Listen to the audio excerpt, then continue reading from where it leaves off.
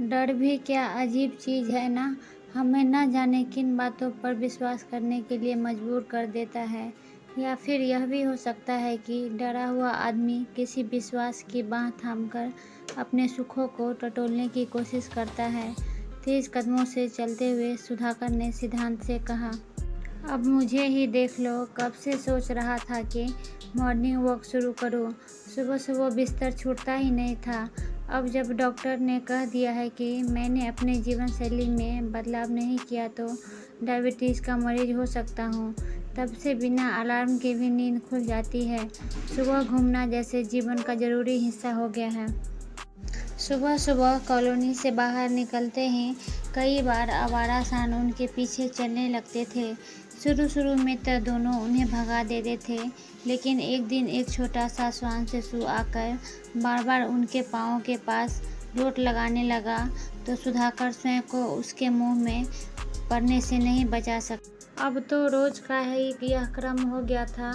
उन्हें दूर से देखते ही वो फुदकते हुए आता और उनके पाँव के पास अठखेलियाँ करने लगता। अब तो जैसे इस प्राणी को प्यार करना भी उसके जीवन का हिस्सा हो गया था।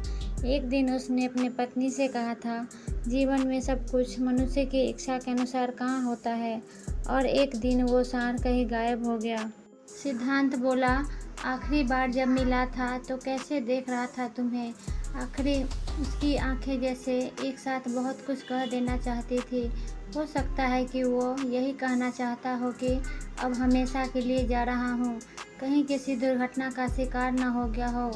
सुधाकर ने भावुक होते हुए कहा, बुजुर्ग बताते हैं कि इनकी छठी इंद्रिय बहुत तेज होती है, मौत को पहले से ही भांप लेते हैं।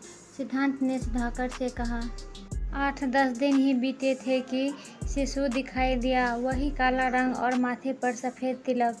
दूर से दौड़ता हुआ वो इन्हीं की तरफ आ रहा था। पास पहुँचते ही उसे लपककर अपनी बाहों में उठाया और हुलसकर बोला, तू कहाँ चला गया था, क्या तुझे हमारी याद नहीं आती थी। सिद्धांत की आंखों की कोरें भी भीग गई थी। पता नहीं कौन सा रिश्ता था जिसके बंधन ने उस दिन सुधाकर और सिद्धांत को तब तक वहाँ रोके रखा था कि जब तक वो नन्ही जान खुद ही उसकी गोदी से उतरकर भागने के लिए नहीं मचल उठी। दोस्तों, अगर आपको ये कहानी अच्छी लगी हो तो मेरे वीडियो को लाइक एंड चैनल को सब्सक्राइब कीजिए।